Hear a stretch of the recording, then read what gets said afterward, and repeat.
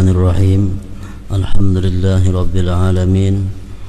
Wassalatu wassalamu ala ashrafil anbiya'i wal mursalin Sayyidina wa maulana Muhammadinil amin wa ala alihi wa sahbihi wat tabi'in wa man tabi'ahum bi ihsanin ila yaumiddin, amma ba'd. Qala al-imam hujjatul Islam Abu Hamid Muhammad bin Muhammad al-Ghazali rahimahullah wa nafa'ana bi ulumih. Ali bin Abi Thalib radhiyallahu anhu wa karramallahu wajhah. Apabila datang waktu salat, maka ia guncang dan wajahnya berubah warnanya. Maka ditanyakan kepadanya, "Hai Amirul Mukminin, ada apa engkau?" Maka ia menjawab, "Datanglah waktu amanah yang ditawarkan oleh Allah kepada langit dan bumi dan gunung. Lalu langit, bumi dan gunung itu enggan untuk menanggungnya dan khawatir akan mengkhianatinya, dan saya menanggungnya." Jadi sembahyang merupakan satu amanah yang dibebankan Allah kepada manusia, dan manusia wajib menunaikan amanah itu dengan sebaik-baiknya. Sembahyang apabila tidak beres rukun, syarat dan adabnya, bisa membawa celaka kepada orang yang melaksanakan sembahyang itu. Karena itu adalah amanah.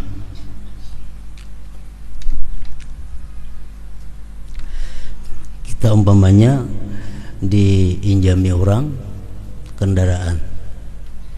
Nah, kita mengembalikan kendaraan itu tentu dengan baik, dengan bersih, dengan sempurna, supaya orang yang memberikan pinjaman kendaraan itu senang dengan kita.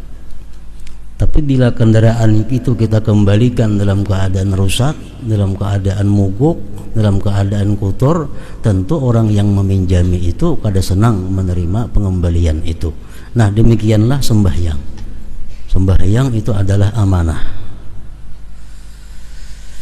nah, mesti ditunaikan dengan sebaik-baiknya. Dan diriwayatkan dari Ali ibn al-Husain, Ali Zainal Abidin, cucu Sayyidina Ali bin Abi Thalib, bahwasanya apabila ia berwudu, maka rupanya menjadi pucat. Lalu keluarganya bertanya kepadanya, "Apakah sesuatu yang menimpamu ketika berwudu?" Bila berwudu pucat, "Kenapa?" ujar nangkula ka itu. Nah, maka ia menjawab, "Tahukah kalian di hadapan siapakah saya mau berdiri?" Artinya, tahukah kalian aku ini bakal menghadapi siapa? Aku bakal menghadapi Allah Subhanahu wa ta'ala. Nah, ini menunjukkan ketinggian ma'rifat daripada Imam Ali ibn al-Husain radhiyallahu anhu. Karena para ulama sufi mengatakan, "Man arafallah habahu." Barang siapa ma'rifat kepada Allah, maka dia akan takut kepada Allah Ta'ala itu. Orang yang ma'rifat kepada Allah pasti akan takut kepada Allah. Semakin tinggi ma'rifatnya kepada Allah, semakin takut kepada Allah. Makin tinggi ilmu ma'rifatnya, makin tinggi lagi takutnya kepada Allah.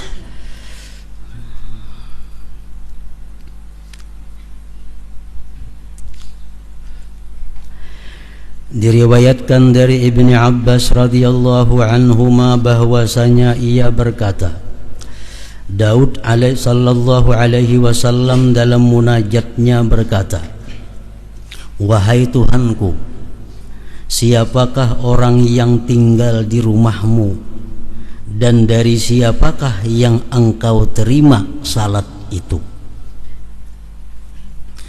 Lalu Allah mewahyukan kepadanya Nabi Daud, hai Daud, yang tinggal di rumahku dan yang aku terima salatnya hanyalah orang yang merendahkan diri kepada keagunganku. Ia lalui siangnya dengan ingat kepadaku, dan ia menahan nafsunya dari syahwat keinginan-keinginan karena aku. Ia memberi makan kepada orang yang lapar.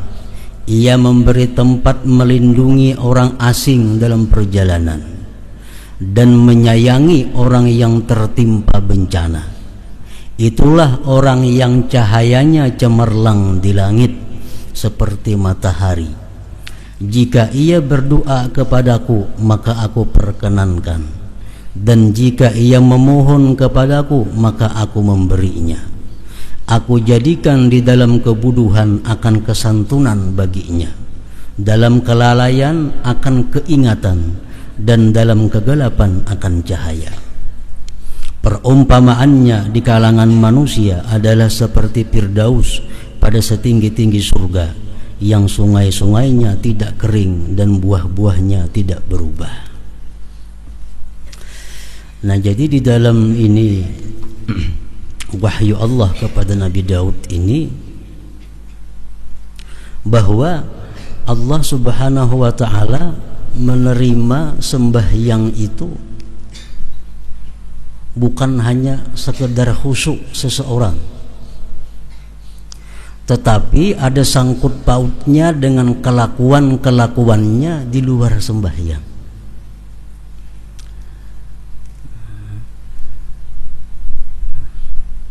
Disimpulkan di situ bahwa Allah menerima sembahyang seseorang apabila orang tersebut punya akhlak. Pertama, tawadhu.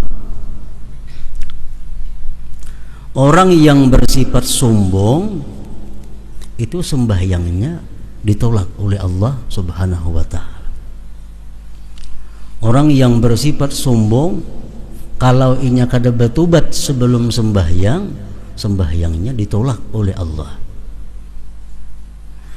Yang kedua,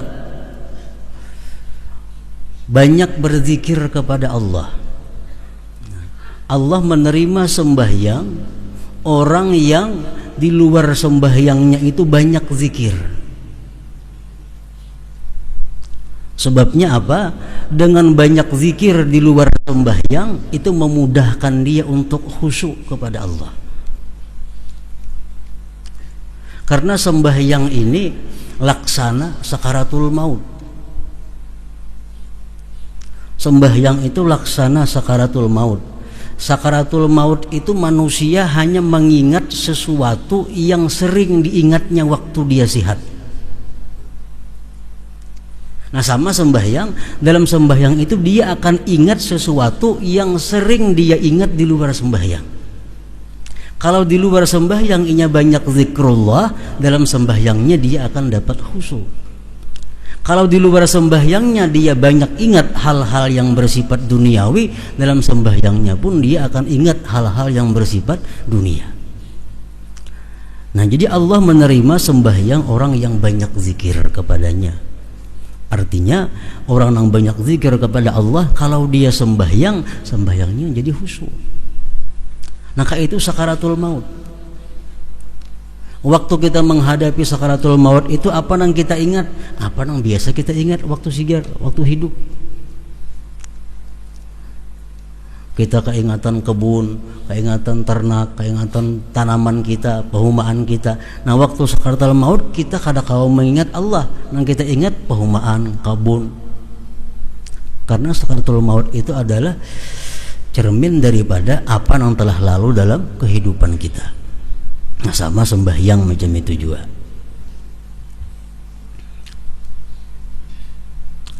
Ketiga, menahan diri dari yang dilarang Allah karena Allah. Allah menerima sembahyang orang yang mampu menahan diri dari yang dilarang Allah karena Allah. Kalau orang menggibah umpamanya, tuntung menggibah sembahyangnya kada diterima Allah, kecuali dia tobat dahulu sebelum sembahyang. Nah, orang berdusta sembahyangnya ditolak oleh Allah kalau dia belum tobat daripada dustanya. Orang mencuri sembahyang itu kada diterima Allah sembahyangnya sebelum dia tobat daripada mencurinya. Allah hanya menerima sembahyang orang-orang yang mampu menahan diri dari yang dilarang Allah karena Allah. Manusia banyak yang bisa menahan diri dari yang dilarang Allah tapi bukan karena Allah. Nah, ini kada masuk. Amun aku melakukan maksiat ini, aku bisa dipecat orang. Nah, ini kada karena Allah. Amun aku melakukan ini, aku akan jatuh martabatku di sisi manusia. Itu bukan karena Allah. Yang dimaksud ini adalah Allah menerima sembahyangnya orang yang mampu menahan diri dari yang dilarang Allah karena Allah. Yang keempat, Allah menerima sembahyangnya orang-orang yang suka membantu fakir miskin.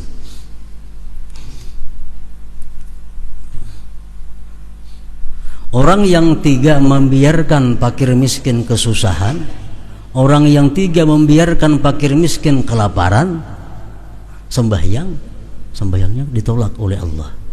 Karena Allah menerima sembahyang orang yang suka membantu fakir miskin. Kelima, memberi tempat kepada orang yang dalam perjalanan. Orang dalam perjalanan, Ibnu Sabil ngarannya, ini sangat diperhatikan oleh Allah. Dalam Quran beberapa kali disebut Ibnu Sabil. Orang yang terhenti dalam perjalanan karena kada cukup ongkos untuk meneruskan. Nah, itu adalah satu kewajiban daripada kampung itu untuk bertuturuk supaya ingin sampai ke perjalanannya. Nah, kalau kita membiarkan orang yang putus perjalanan itu kada kita bantu, Allah kada menerima sembahyang kita. Yang keenam, orang yang mengasihi atau membantu orang yang kena musibah. Jadi sembahyang kita diterima oleh Allah apabila kita di luar sembahyang berakhlak, berkelakuan 6 perkara tadi.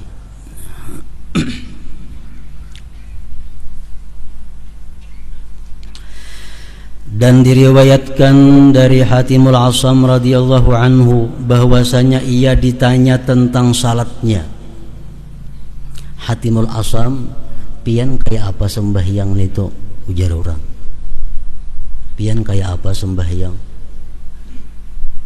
Lalu ia menjawab, apabila tiba waktu salat maka saya menyempurnakan waktu dan saya mendatangi tempat yang saya ingini untuk salat padanya. Saya duduk padanya sehingga anggota-anggota badanku terhimpun. Kemudian saya berdiri untuk salat. Saya jadikan Ka'bah itu di antara alisku. Siratal mustaqim, jembatan di bawah telapak kakiku. Surga di sebelah kananku, neraka di sebelah kiriku, malaikat maut di belakangku. Di mana salat itu saya duga sebagai akhir salatku. Kemudian saya berdiri antara harap dan takut. Saya bertakbir dengan tahqiq, dengan mantap. Saya membaca bacaan Al-Quran dengan tartil. Saya rukuk dengan rukuk yang merendahkan diri. Saya sujud dengan khusyuk, dengan dikhusyuk-khusyukkan. Saya duduk di atas pantat kiri. Saya bentangkan punggung telapak kaki kiri. Dan saya tegakkan telapak kaki kanan atas ibu jarinya. Dan saya ikuti salat itu dengan ikhlas. Kemudian saya tidak mengetahui apakah salat itu diterima daripadaku atau tidak. Sidin nang sembahyang macam itu nah, sidin belum yakin sembahyang sidin itu bisa diterima oleh Allah. Padahal cara sidin sembahyang itu sudah sedemikian khusyuk, sedemikian luar biasa. Jadi jar sidin, bila aku hendak sembahyang, aku membayangkan Ka'bah itu di antara dua alis, Ka'bah di hadapan. Aku bayangkan batisku ini berjajak di titian Siratal Mustaqim. Aku bayangkan surga di sebelah kananku, neraka di sebelah kiriku, malaikat maut di belakangku, dan aku anggap ini sembahyang yang terakhir dalam hidupku. Nah, hanya di sini aku mengangkat takbir Allahu Akbar. Kalau sidin sembahyang dengan baik, dengan khusyuk, dan itu pun sidin aku belum tahu apakah sembahyangku itu diterima Allah atau kada. Nah, apalagi sembahyang kita nang kada kakaruan, nang hendak sembahyang sahabat itu bergaya, hendak sembahyang sahabat aja berbuat hal-hal nang kada baik, nang kada beradab di sisi Allah, hanya sembahyang, jauh daripada hatimul asam ini.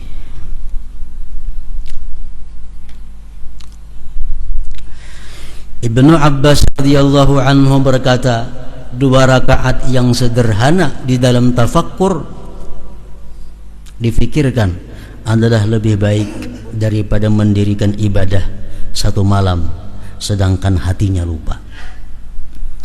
Sembahyang 2 rakaat kada terlalu panjang, cuma khusyuk, lebih baik daripada beribadah semalaman namun hatinya lupa. Nah, jadi hatimul asam tadi mengajarkan kepada kita kayak apa caranya supaya kita sembahyang itu bisa bujur-bujur ta'zim, mengagungkan Allah. Jadi kita bayangkan sembahyang itu Ka'bah di hadapan kita, ini malaikatul maut di belakang kita, dan ini sembahyang yang terakhir. Imbah ini aku belum tentu kawa sembahyang lagi. Batisku berada di titian Siratal Mustaqim, di atas salah-salah gugur ke neraka. Nah, kalau sembahyang kita bisa lurus. Para ulama mengajarkan kita kalau sembahyang 4 rakaat tuh, sembahyang 4 rakaat supaya kita jangan mau kada ingat 3 kah 4 kah ini rakaatnya. Ini waktu rakaat pertama kita membayangkan kita berada di Mekah. Rakaat pertama. Rakaat kedua kita membayangkan sudah berada di Baitul Maqdis. Rakaat yang ketiga kita membayangkan berada di langit pertama. Di rakaat yang keempat kita membayangkan berada di Sidratul Muntaha. Nah, jadi sembahyang kada mau kada ingat 2 kah 3 kah nih. Nah, jadi begitu kita Allahu Akbar, kita merasa menghadap Ka'bah, kita merasa berada di Mekah. Itu rakaat pertama. Kita berdiri rakaat kedua kita berada di Baitul Maqdis. Rakaat ketiga kita berada di langit pertama. Rakaat keempat kita berada di Sidratul Muntaha. Macam perjalanan Rasulullah sallallahu alaihi wasallam Mi'raj. Nah, karena sebelum Mi'raj dari Mekah ke Baitul Maqdis, Baitul Maqdis naik ke langit pertama terus sampai ke Sidratul Muntaha. Nah, kalau kita sembahyang kau merasakan macam itu, kadang mau sembahyang tak kali 5 rakaat zuhur, asar, isya itu, atau tak 3 rakaat. Namun kita bisa mengandak hati yang macam itu.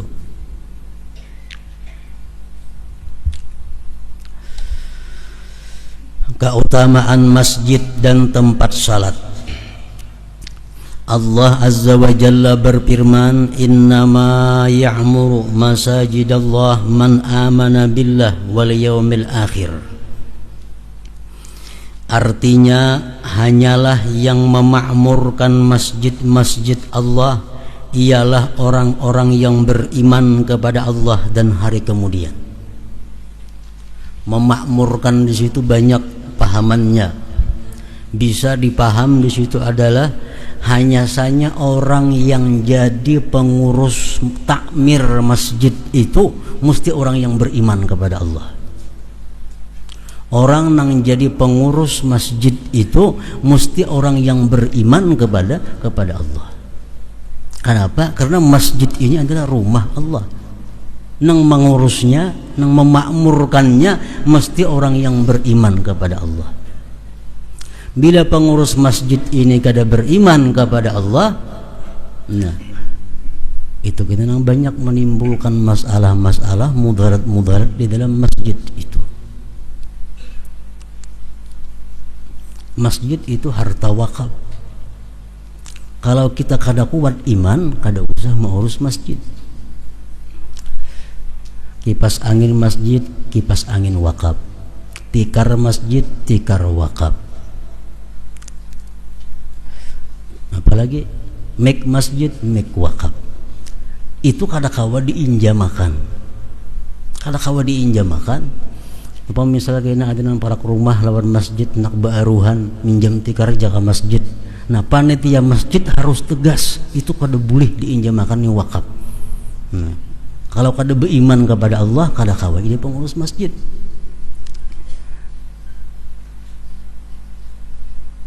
Orang nang azan di masjid mesti orang yang dipercaya, mesti orang yang adil. Kenapa? Karena azan di masjid ini menentukan waktu. Kalau orangnya ini kada bersifat adil, kada bersifat jujur, ini kayaknya azan bebarang aja. Tadang orang bang juga. Nah, mesti dia jujur, mesti adil, karena ini menyangkut orang banyak.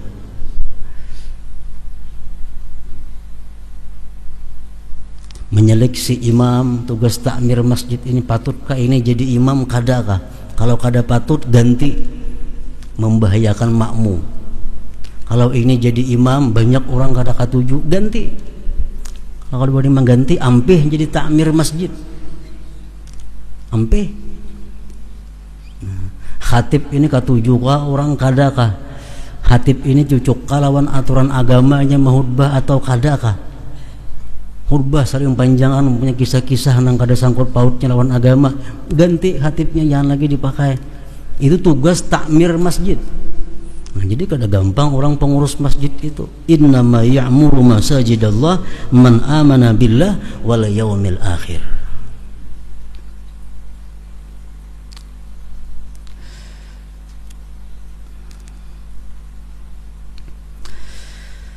Nabi sallallahu alaihi wasallam bersabda, "Man bana lillahi masjidan walau kamabhasi qatatin banallahu lahu qasran bil jannah."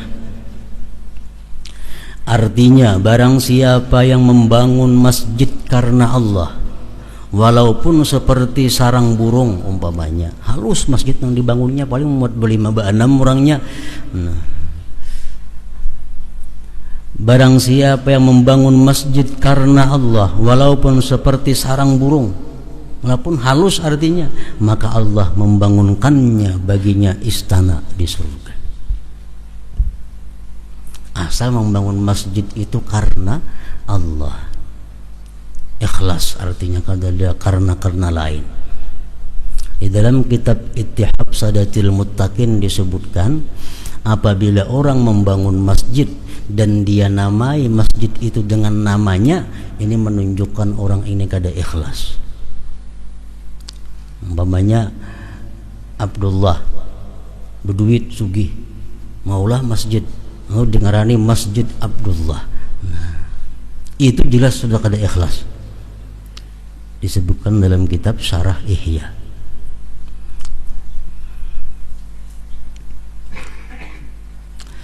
Dan Nabi sallallahu alaihi wasallam bersabda, "Man alifal masjida alifahullah ta'ala." Artinya, barang siapa yang mencintai masjid, maka Allah Ta'ala mencintainya. Dan Nabi sallallahu alaihi wasallam bersabda, "Idza dakhala ahadukumul masjida falyarka' rak'ataini qabla ay yajlisa." Artinya, apabila salah seorang di antara kalian masuk ke masjid, maka hendaklah ia salat 2 rakaat sebelum ia duduk, kecuali Masjidil Haram. Nah, kalau Masjidil Haram kita masuk ke sana langsung tawaf, karena itu merupakan penghormatan Masjidil Haram. Kalau kita masuk ke Masjidil Haram kada tahiyatul masjid nang kita gawe, tapi tawaf. Nah, kalau kita kada tawaf hanyar ayuh tahiyatul masjid.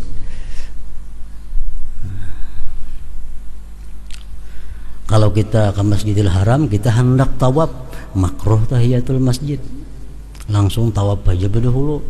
Nah, kalau kita kada hendak tawaf, nah ayuh sunat tahiyatul masjid. Jadi itu penghormatan masjid.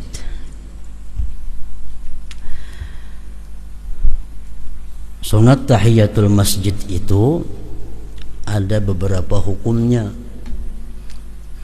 Hukum yang pertama adalah hukum dasarnya sunat. Tahiyatul masjid itu menurut mazhab kita Imam Syafi'i hukumnya sunat. Kalau kita masuk masjid lalu kita kada manggawi sunat tahiyatul masjid itu, hendaklah diganti lawan bacaan subhanallah walhamdulillah wala ilaha illallah wallahu akbar wala haula wala quwata illa billahil aliyyil azim, sekali atau 4 kali. Nah, kita masuk masjid tapi kita kada hendak sembahyang tahiyatul masjid, nah itu gantiannya. Sama halnya kita membaca ayat sajadah. Dalam Quran kan ada ayat-ayat yang menyuruh kita sujud, lalu kita kada sujud, nah ganti lawan subhanallah walhamdulillah wala ilaha illallah wallahu akbar wala haula wala quwata illa billahil aliyyil azim. Kemudian sunat tahiyatul masjid itu ada juga hukumnya wajib apabila dinazarkan. Dinazarkan, aku bernazar sembahyang tahiyatul masjid, nah jadi wajib itu. Ada juga tahiyatul masjid itu hukumnya makruh apabila sudah didirikan orang jamaah. Nah, kita datang ke masjid orang kamat, kada boleh kita sembahyang tahiyatul masjid, langsung sembahyang 4 berjamaah. Kalau kita karasi sembahyang tahiyatul masjid hukumnya makruh. Tahiyatul masjid ada juga hukumnya haram apabila sempit waktu. Nah, kita masuk ke masjid, kalau aku tahiyatul masjid ini keluar waktu sembahyang sudah. Nah, jadi kada boleh langsung sembahyang digawi. Jangan tahiyatul masjid. Maka itu juga haram sembahyang tahiyatul masjid ini apabila kita mempunyai ada qadaan nang kada diuzurkan. Kita haram tahiyatul masjid. Contohnya sembahyang waktu zuhur. Waktu zuhur ini kita sibuk, sibuk nang apakah? Sehingga habis waktu zuhur belum lagi sembahyang zuhur. Nah, amun kita sembahyang ke masjid jangan tahiyatul masjid, qadaan dulu akan. Kenapa? Karena kita meninggalkan sembahyang tanpa uzur tadi. Nah, karena kesibukan. Jadi kalau kita kada sembahyang fardu, kada sembahyang zuhur, kada sembahyang asar karena bukan uzur, karena kesibukan dunia, masuk kita ke masjid hendak mengqada, qadaan dahulu akan. Tahiyatul masjid kada usah digawi. Kada usah digawi.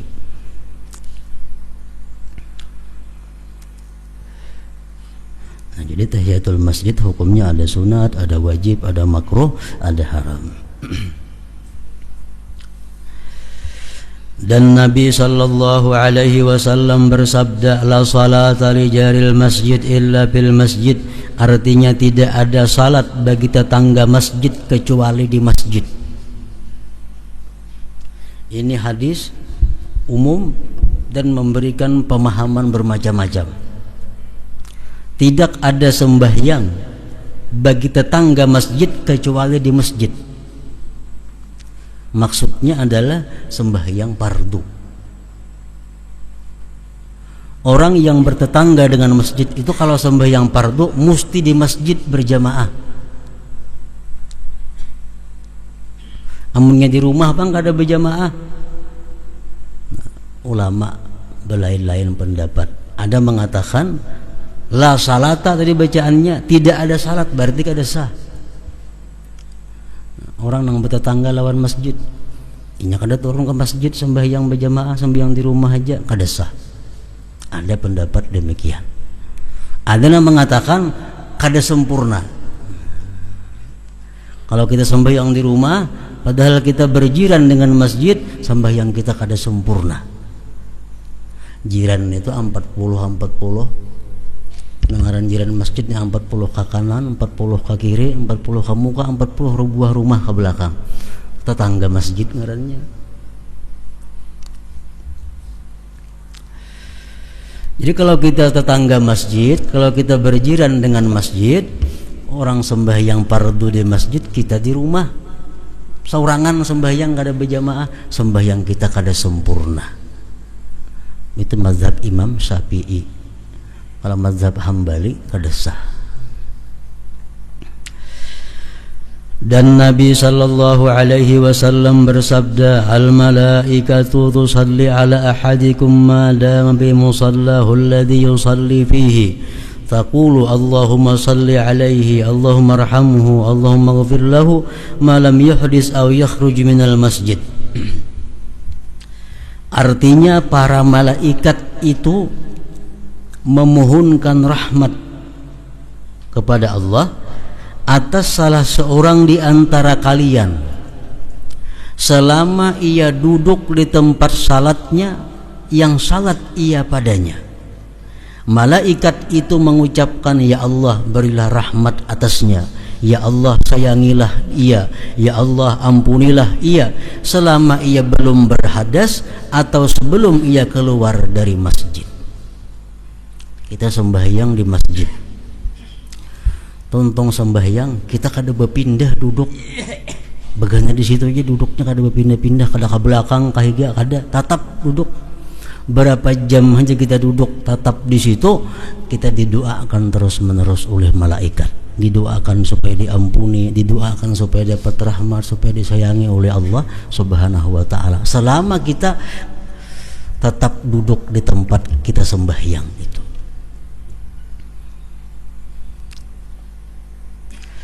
Dan Nabi sallallahu alaihi wasallam bersabda, ya'ti fi akhir zaman nasun min ummati ya'tuna al-masajida fayaq'uduna fiha hilakan bacaannya lah, hilakan dzikruhumud dunya wa hubbud dunya la tujalisuhum falaysa lillahi bihim hajah.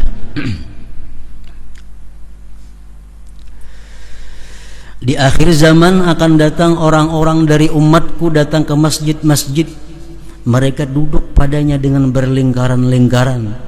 Zikir mereka adalah dunia dan cinta dunia. Artinya duduk di masjid tapi yang dipandirakan pandiran dunia. Duduk di masjid yang dipandirakan pandiran kisah-kisah dunia. Kisah politik kah, kisah ekonomi kah, atau kisah nang olahraga kah. Janganlah kamu duduk dengan mereka, karena Allah tidak mempunyai hajat terhadap mereka itu. Palatar masjid itu termasuk masjid. Dudukan di palatar masjid berpandiran. Nah, pandir nang kada ada hubungnya dengan agama. Dan Nabi sallallahu alaihi wasallam bersabda, qala Allah azza wa jalla fi ba'dil kutub, inna buyuti fi ardil masajidu wa inna zuwari fiha umaruha fatuba li 'abdin tatahhara fi baitihi summa zarani fi baiti fa haqqun 'alal mazur ay yukrima zairahu. Artinya Allah azza wa jalla berfirman di dalam kitabnya, sesungguhnya rumahku di bumi adalah masjid-masjid, dan sesungguhnya para pengunjungku, para tamuku adalah orang-orang yang memakmurkan masjid-masjid.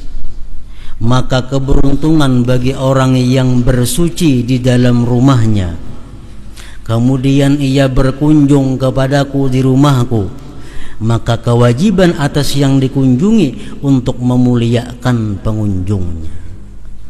Jadi masjid itu adalah rumah Allah.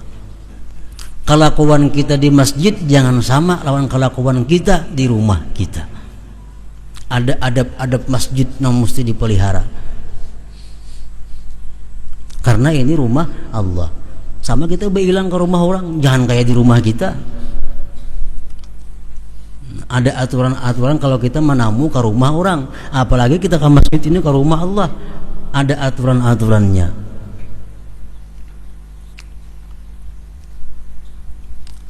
Dan Nabi sallallahu alaihi wasallam bersabda, "Idza ra'aitumur rajula ya'tadul masjida fashhadu lahu bil iman." Apabila kamu melihat seseorang laki-laki yang biasa ke masjid, maka bersaksilah untuknya dengan iman.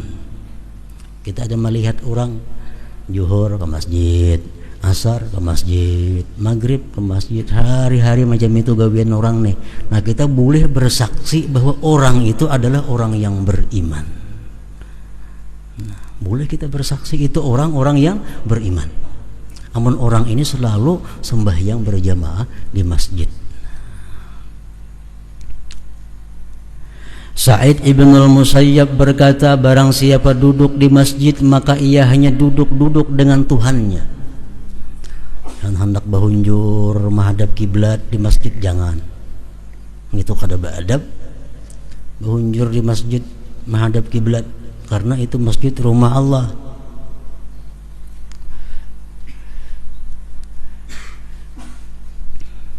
Orang nang makan bawang, orang makan bawang jangan ke masjid jar Nabi. Ada kalau tuh karena muntungnya berbau. Nah, masjid rumah Allah. Makan bawang jangan hendak ke masjid, karena masjid itu rumah Allah. Jangan hendak beruku di masjid atau di pelatar masjid, kada boleh. Ulama mengatakan itu haram beruku di dalam masjid, karena membuat kada baik masjid, membuat bau kada nyaman dengan masjid.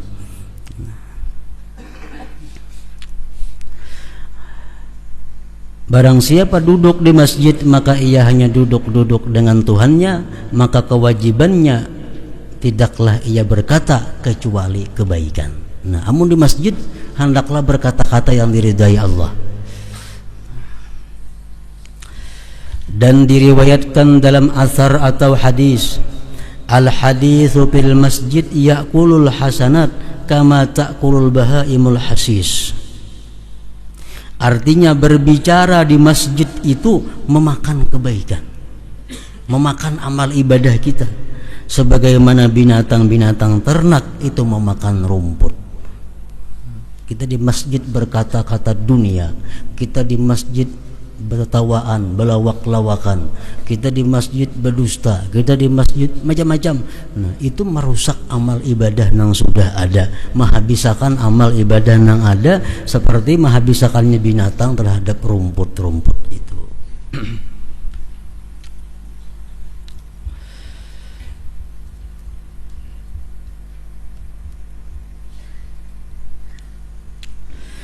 An-Nakhai berkata, mereka berpendapat bahwa berjalan di malam yang gelap ke masjid itu mewajibkan surga. Artinya apa? Lampu pajah malam tatapnya ke masjid. Nah, itu mewajibkan dia masuk surga. Lampu pajah kada benyala tatapnya ke masjid. Anas bin Malik berkata, barang siapa yang memberi lampu di dalam masjid, maka senantiasalah malaikat dan pembawa aras itu memohonkan ampunan baginya selama sinarnya di dalam masjid itu. Menukarakan bula-bula lampu di masjid, selama lampu itu masih menyala, nah maka orang ini dimintakan ampun terus oleh malaikat. Makin awit nyalanya lampunya, makin lawas ini mendapat doa dari malaikat supaya diampuni oleh Allah Subhanahu wa taala. Di masjid tapi lampunya lain, itu menara nang abang hijau tuh ada masuk nih tuh.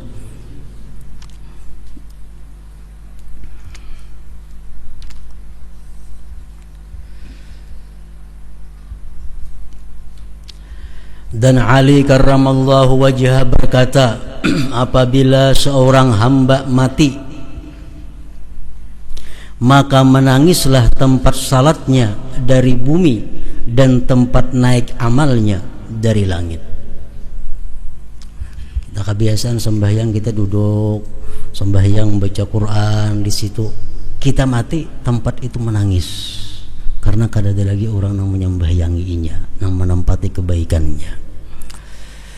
Kemudian ia membaca, "Fama bakat alaihimus sama'u wal ard wa ma kanu munzarin."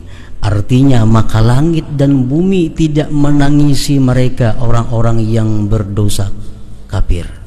Kalau orang-orang yang durjana mati, tanah kada menangisinya, bumi kada menangisinya, dan mereka pun tidak diberi tangguh. Orang-orang kafir itu kada diberi tempo lagi untuk bertobat apabila sudah datang waktunya. Ibnu Abbas radhiyallahu anhuma berkata, bumi menangisinya selama 40 pagi. Ini kita misal di rumah. Di rumah ada tempat penyembahyangan. Kita sembahyang itu di situ di rumah biasanya. Mana ada diisi tempat penyembahyangan. Sembahyang sunat kita di situ, sembahyang tahajud di situ, di tempat itu. Nah, kita mati, tempat penyembelihan kita ini menangisi kita selama 40 hari. Selama 40 hari. Atha al-Khurasani berkata, tidak ada satu hamba pun yang sujud karena Allah di suatu tanah kecuali tanah itu bersaksi baginya pada hari kiamat. Makanya di masjid jangan tatap duduk. Di situ pang sembahyang seumuran duduknya. Nah, beralih-alih. Hari ini di sini, esok ini di situ, sembahyang pun di sebelah sini. Supaya apa? Banyak saksi di akhirat bahwa kita berbuat kebaikan.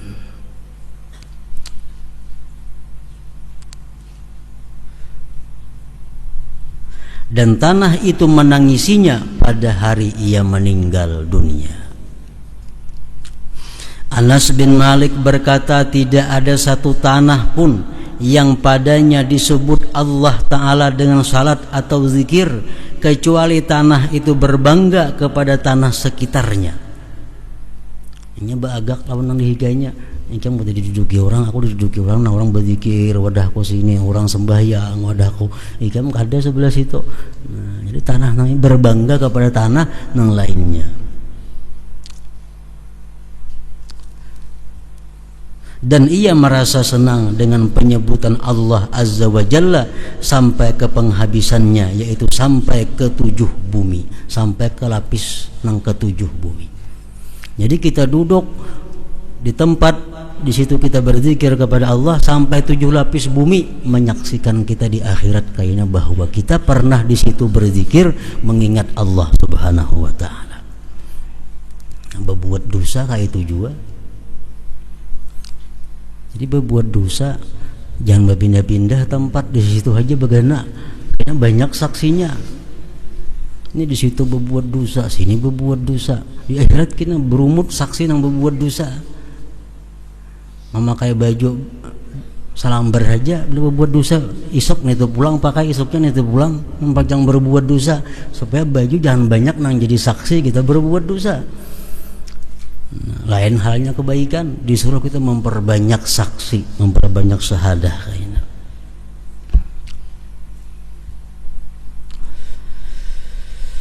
Dan tidak ada satu hamba pun yang salat melainkan bumi atau tanah itu berhias baginya. Berhias, coba kita banah aja kada melihat. Dan dikatakan tidak ada satu rumah pun yang dihuni oleh suatu kaum melainkan rumah itu memohonkan rahmat untuk mereka atau mengutuk akan mereka. Jadi rumah itu bisa mengutuk lawan kita, bisa rumah itu memohonkan rahmat kepada Allah. Kalau kita berbuat dosa dalam rumah, rumah itu memohon kepada Allah, kutuk orang nang di atasku ini bagana.